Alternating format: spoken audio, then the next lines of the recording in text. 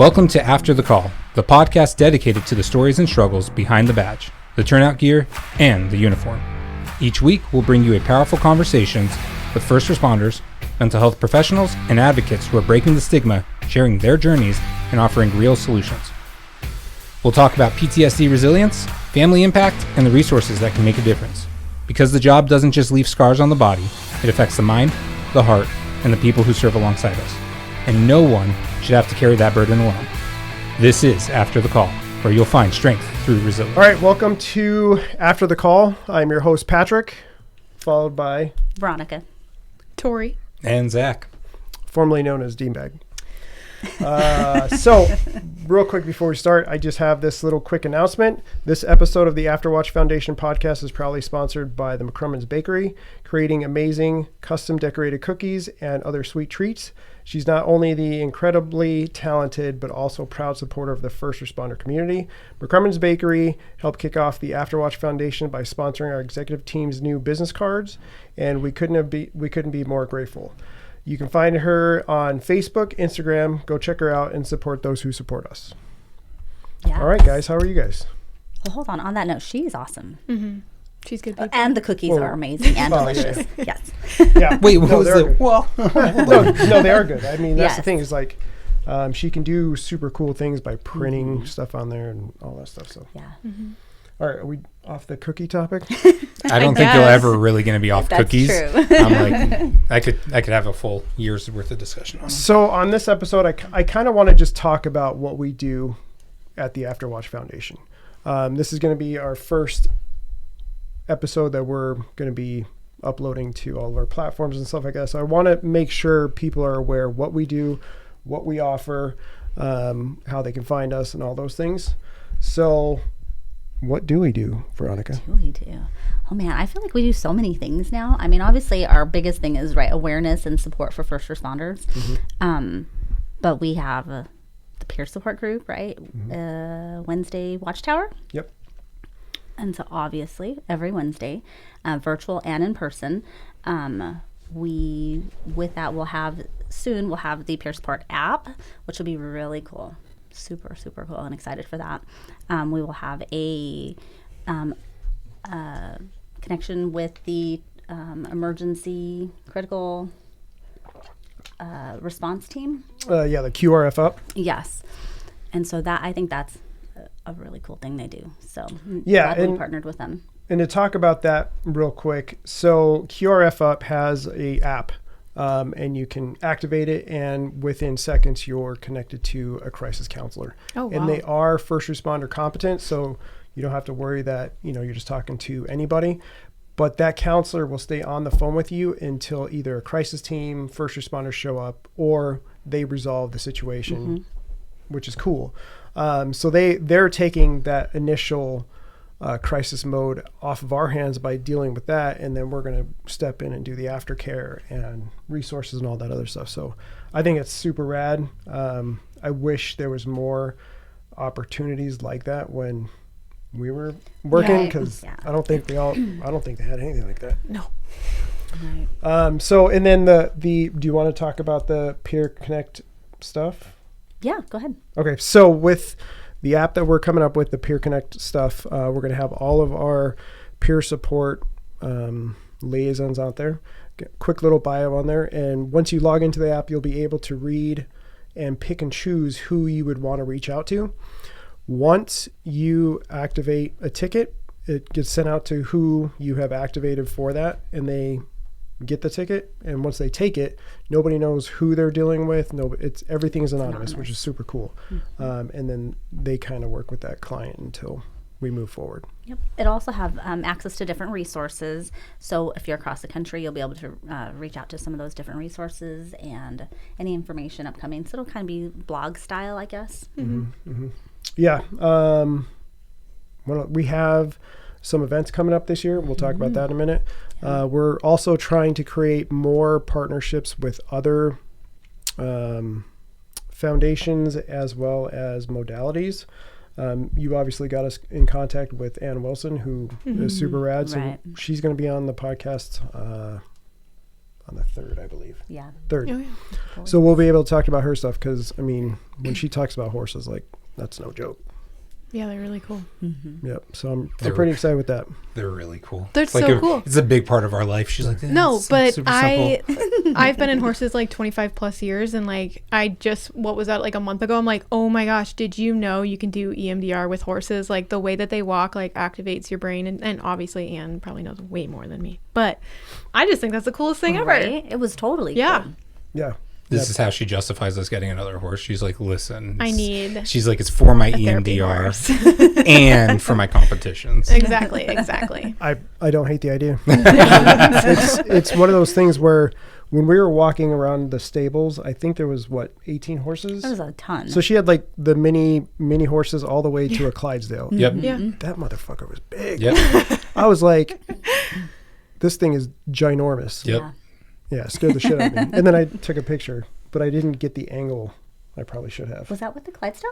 Yeah. Oh. Because I was standing there and I was like, maybe I'll get a little closer, and this huge head comes through, and I was like, You're like, maybe I won't. Maybe I'll step forward. just a no, little it was bit. cool. And then he just like nudged me, and I was like, all right, this is meant to be. And she's like, that's what it does. And I was like, Aw. okay, cool, let's do it. Yeah. So super cool. Touch on training. Go ahead. So we still have Bill, who's running trainings up north. He does police academies and different police agencies up there. So we're open to doing them for all agencies in Arizona at no charge, which I think is really Yeah. cool. We can do anywhere from just like your briefing to, hours long or day training, whatever the department needs. And he's got a cool story. He Oh, yeah. definitely leads a very powerful topic for the academy setting.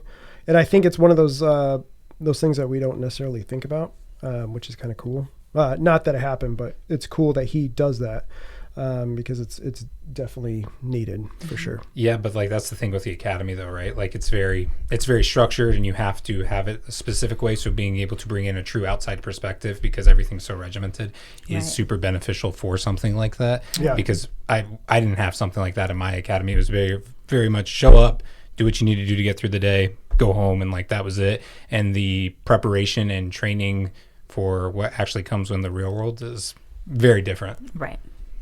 Yeah. Going on that for a second, like I wish, because I mean, obviously kid stuff is my topic, right? Yep. Like it's the worst of the worst. Yep. And they have a scenario in the academy, kind of, right? Maybe. But not to show the negative side of kid calls. No. It's always resolved with, okay, the kid lives and you move on. But nobody gets the back end of it, like, okay, that kid didn't live, so what do you do now? Yeah. Right. And I think that's one of those things that academies should kind of at least put in your Rolodex, because I think you would approach things a little bit differently or have a different outcome.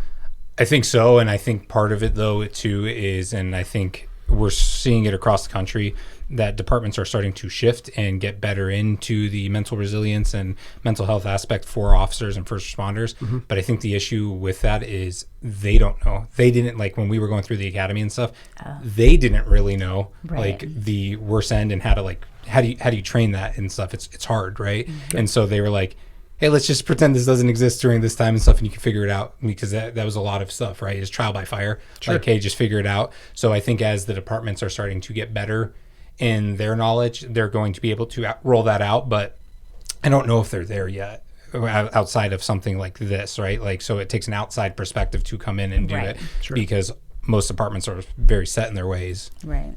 And I don't want to sound that I don't appreciate the training that is in these academies, because it's a lot of training. I mean, 20 weeks of just being hammered with So laws. it's like 26 now. Well, I'm just saying the actual academy. You have your pre-academy, post-academy, all that stuff, but just the actual academy. Oh, yeah. You know, right? You're learning everything in the law books. You're having to learn defensive tactics, driving, shooting, mindset, clearing. I mean, everything, right? And then all of a sudden, now you have scenarios, and you're like, well, fuck, I don't know how to approach this. Yep. You know, and then you're like, oh, I failed, but I'll get it next time. Yeah, You it's know, like, that's a new scenario, and you're Yep. like, oh shit, I failed that one too. So what do I got to do? but it's kind of like a video game, right? In Mm-hmm. the sense when you're in the academy, because all it is they're like, hey, like you didn't do too well on like this civil disturbance call, so we're gonna just give you another civil disturbance call. And you're like, oh, okay, cool. And real life is not that way, right? Like, like people's lives are in jeopardy and stuff, Sure. and so like you don't get the replay button. Yeah, yeah. Let's see what else. So events. Let's talk about events for a second. So in November, obviously we have Thanksgiving. Yep. December we have Christmas. So do we give a name for the November one? Season of Gratitude. Oh, Season of Gratitude. I Come on, apologize. Patrick. I apologize. Get on it. So Season of Gratitude is where we're having first responder families that are going to be nominated. Yep. And they could be either in crisis, financial need, injuries, you name it, right? So we're asking that our followers, our listeners actually nominate for first responders that they know that are in need. And we actually have a great partnership through your good like just contacting people. We have, and I'm not going to bring up the name or what they're doing. Oh no, yet. we can bring it Well, up. we're going to have them on. Yeah, we're gonna have it on, but I think it's still good to like Okay. let people know and stuff. All right. Get them excited. Yeah, I was gonna say, so Midwestern Meets over in Mesa. It's ran by a former Mesa police officer and his wife. They're great people, and they have pledged to donate a handful of meals for both the Thanksgiving holiday and the Christmas holiday, and we are going to have them on the podcast. Yep. I will let them kind of tell their story and stuff. I won't spoil that, but no, I think we should let everybody know that they're one of our first partners to partner with us on our first holiday event, and I think it's something really awesome that they're willing to do to help out the community. So no, I think we should lift Good them people. up. Yeah. No, and I agree. I think with what we should notate is as soon as you spoke to Perez, like he was like, yeah, Immediately. without question. Yeah. No, there's He's no like, we're going hesitation. to do turkey, ham, and all the Yep. fixings. And like, that's a big deal. Yes. Right? I mean, if Yeah. you go to any grocery store, that's going to, it's Yeah. costly, right? For sure. Well, But then the prep and all the other stuff, I mean, it's huge. Yep, the prep, because he said it's going to be as simple as these families just having to put the meals right into their oven. It comes with the instructions. They just reheat it and stuff, and they're ready to go. And it's not just like a grocery store, right? Like, I mean, this is a local butcher and stuff. This is quality food Right. that he's giving out and stuff. So and you're right. He didn't hesitate at all. He's like, yeah, absolutely. Yeah, He's like, and we that's- have zero issue and stuff. And I think that's super admirable that he wants to help support this and then help support other individuals in this community, their families, because I think people often forget the families and stuff that they're also going through those hard times too. Right. And so I think it's awesome that he was willing to answer that call. Yeah. And I kind of want to highlight that I don't think necessarily we're looking for someone who's just in crisis. Correct. Like all of us know what it's like when we're going through it, but not letting the world know we're Yep. going Correct. through it. And it's still just a little much for us. And I think this is something we can do for anyone just kind of going Yeah. through any of the Lighten stresses. the load. Right. Yeah. Just to lighten the load, make that day easier for them. One less thing. Holidays are hard for first responders anyway, and especially when you're going through stuff. Yeah. But so yeah, I don't think it necessarily needs to be one or the other. I think if it can just help make your holiday a little bit easier. We're down. Well, and that's just it too, right? Because first responders, you miss the holidays, right? Right. So to be able to take some of that burden off and to be able to give that back to someone and stuff could also prevent them from going into a Right. crisis, right? It's Yeah. that little act of like grace, that little Yeah. act of kindness and stuff Right. that could be the tipping point for somebody. So I think Yeah. that's really good.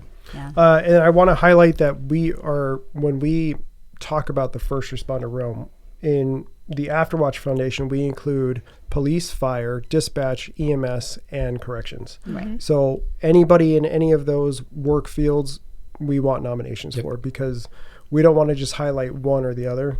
Right. And a lot of other organizations only focus on fire and police, but that's not. We want to encompass everything. And then Right. also to include, when we talk police, we're talking local, county, Federal. state, federal, Yep. all of them. Yeah, anybody, because we all are essentially feeling the same stuff. It's Yep. just in a different capacity, Right. different types of calls, different points in the calls. You know, you have first responders that are first on scene. You have the detectives and stuff that are having to deal with the aftermath, and then you have crime scene technicians who are having to deal with all the photo stuff, evidence, and all that other stuff. But then they don't have anybody to talk to about it, so Right. we want to make sure we encompass all of that. And then Operation Santa Watch, we're doing that for December. So on top of Midwestern Meats offering those meals to the first responders, we're also going to do toys for first responders' families, which I think is huge. Yes. And if we can just make this holiday season just a little bit better, let's do that, because I don't think we realize how much holidays suck for first responders. Right. Yeah. Oh yeah. So, yeah, Yeah. huge.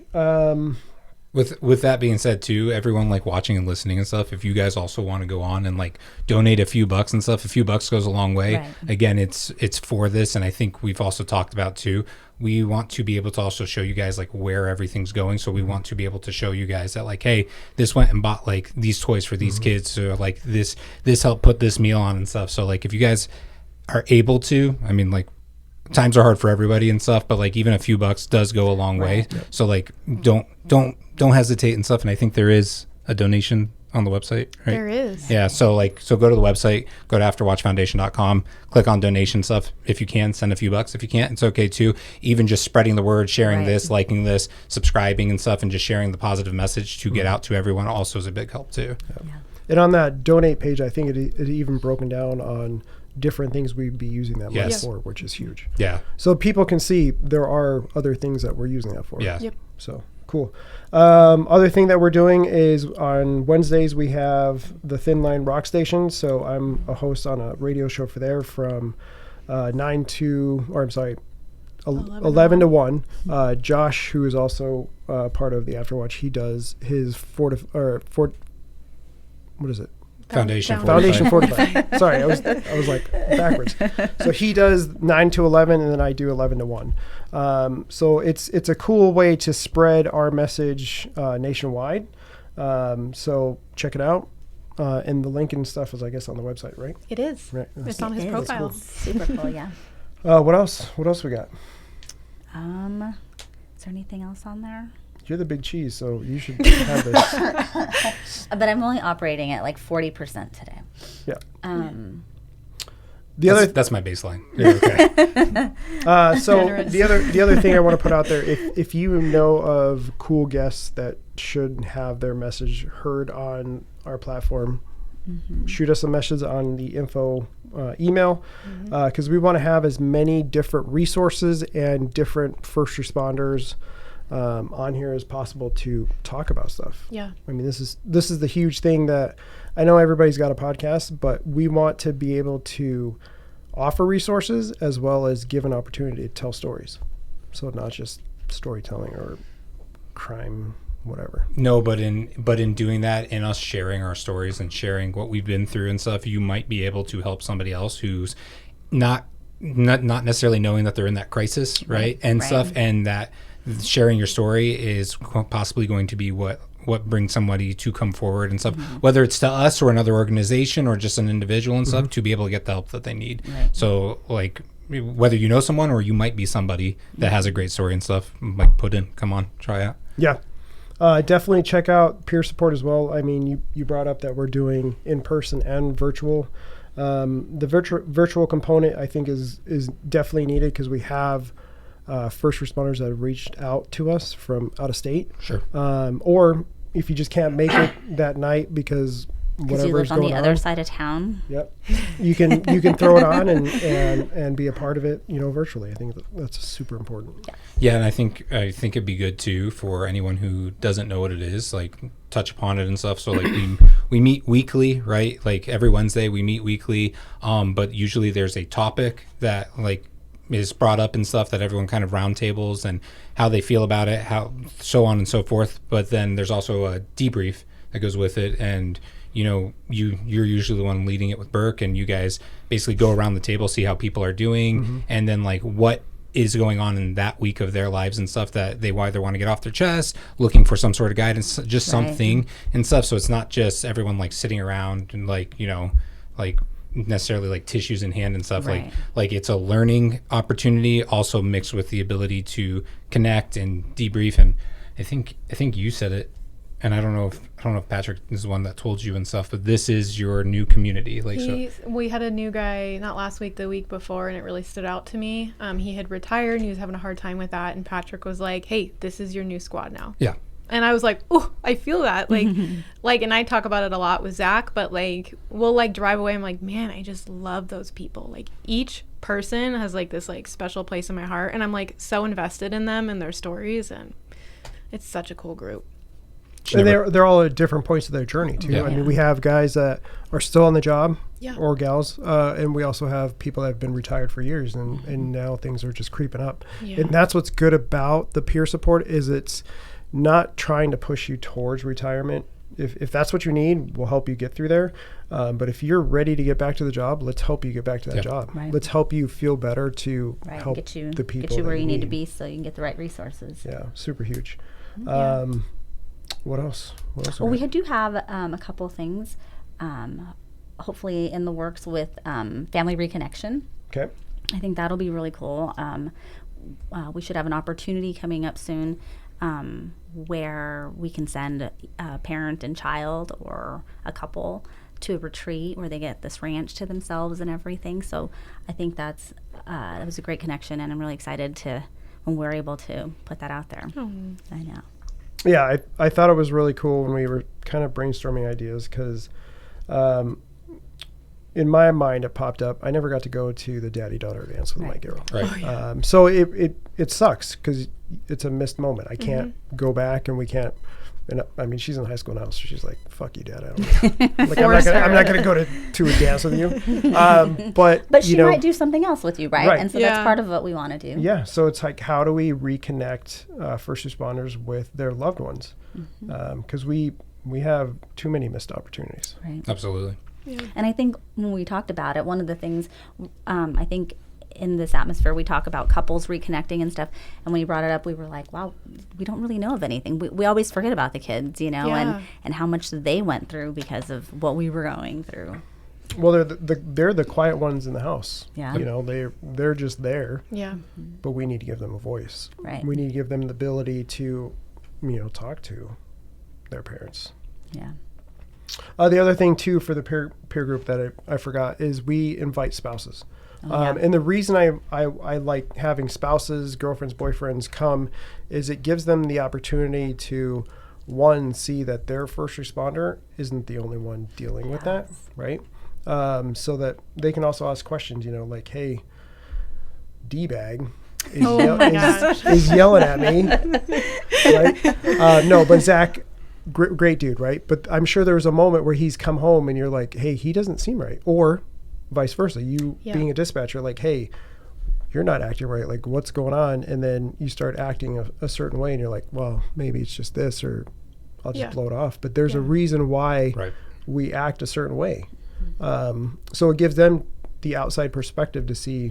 It's incredibly helpful. And I've said it a few times, like, I show Zach a lot of grace. And I'm sure he shows me grace too, right? Like, I understand why he does a lot of his things, but like coming to the group and hearing other officers like describe stuff like while they're on shift, I'm like, wow, okay, that like it connects the dots for me a little bit better, and I can show him even more grace. So it's so great. Hard though as a spouse. Yeah. I mean, and I've been on both sides of it, Yeah. right? So I went through it years ago, and I know exactly how shitty it can be and how shitty we can be, and even unintentionally, right? Just I would say neglectful.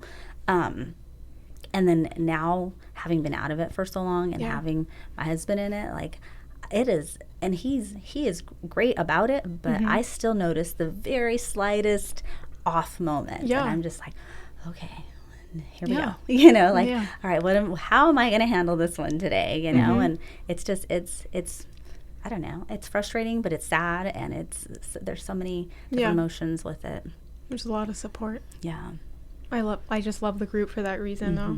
And it has really helped me understand like why Zach does a thing. Like I had talked about it before, but like they were talking about like death letters and I was like, oh my gosh, have you ever heard of that, Zach? And he's like, yeah, I have one of those. And I'm like, oh, wow. So the more you know. Right. I think that's huge what you just said, because most of everything has happened because we didn't know what we didn't know. And until you go through it, Well, and then you don't know. And then on the other side of it too, right? Like I don't. It's a very common thing, right? Like so something like the death letter, and so I don't think to like talk about something like that, right? Because I'm like, we all know it exists. It is like it is what it is type thing. So then I'm like, what do you mean like you didn't know like type thing? So and it's just that like well.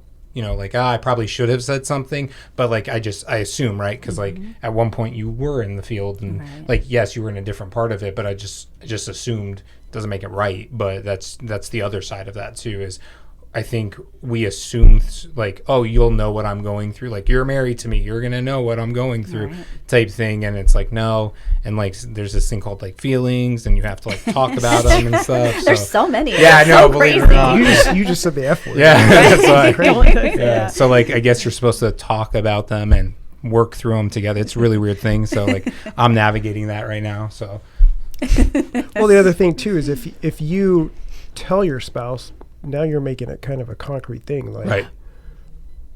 is this taboo, or am I creating bad luck for myself? Like, why would you bring that up? Like, hey, honey, I'm going to work. Just so you're aware, this is the letter I wrote today. Yeah. So if you don't see me again, Like here this it is is. going to be Yeah. mailed That's where to it you. is. Yeah. Yeah. So no. Well, and so like with that, like, so for me, anytime like I go in shift, I never say bye when I go into work. I always say see you later. And that was something like I learned from my sergeant, because it's just a mindset shift of like, I'm coming home at the end of the day, and like, we'll figure everything else out that happened at work that day, but I'm coming home at the end of the day. So anytime I go into shift, I always say, hey, I'll see you later. And then if I go out like for groceries, I'm like, all right, bye, love you, like type thing. So like, no, but like, it's just, There's some psychos out there, that's though. right. And that's There are. Routines. It's yeah, no, routines. it is Yeah. routines and stuff. But again, it also is a mindset shift of like, hey, like, and so like in my mind, like I have like the death letter, right? But in my mind, you're never going to need to like read it, because like I'm going to see you later. And like that's all it is. So like that's where I'm like, I guess I disassociate with like, oh hey, like here it is, like type thing, because I know I'm coming home at the end of the day, because I'm gonna do what I need to get back home. So No, it's a good point. And we have to live that. yeah. We have to live that a lot. It's not a fun topic, but not everything that we talk about has to be doom and gloom. Like, we have a lot of fun. We do a Yeah. lot of joking. I mean, we have that morbid. Gallows humor. Sure. Yeah. We talk a lot of shit because that's Yep. important, because Absolutely. that's just the mentality. Burke. So yeah, we have a Burke. Burke, you called me a douchebag on a podcast. What are you talking about? What? You're saying I Burke. I said I thought you were a douchebag. She did. But it's like now on the web everywhere. Yeah, and it's everywhere. I'm like, I I'm thought waiting he for was. the remix. I married him. I'm waiting for the 9 years remix. later, I don't think you're a we need to do douchebag. like a TikTok on that, and every time you click on it, it just says, Douchebag. I thought he was a douchebag. douchebag. I thought he was a That's a great idea. I thought he was a douchebag. Interrupt every podcast anytime it's my face. I thought he was a douchebag. We should. I Yes, think that would be great. totally. Yeah, absolutely. And it'll be in black and white. Like, yeah, it's really embarrassing. But Yeah, I like it. Yeah, it's okay. No, it's okay. It's important. She puts up with me, so I mean, that's fine. Well, it sounds like you guys obviously put up with each other. yeah, So Do we? two-way street. Yeah. Do we? Do you put up with me? Yes. He's like, I'm blinking twice. Yes. she's like, you better say the right thing. yeah. So yeah, and we're obviously looking to partner with new Foundations. new groups, clothing brands, whatever we can do to spread the word. And in that partnership, we're also spreading the word of your Yeah. foundation as well. Yep. So it's a give on both sides. So Yeah. not just take. Yeah. Cool. Anything else? I don't think so. All right. Sweet. Well, thanks for joining us. I know this is just kind of impromptu, but we wanted just to kind of throw some information out there, what we do, what we're about. So that way you can go to all the social medias, the website, whatever. Check us out. Reach out to us. We have our emails on there, phone numbers. Call us, whatever you need. We're here for you. Yeah. All right. Thanks. Cool.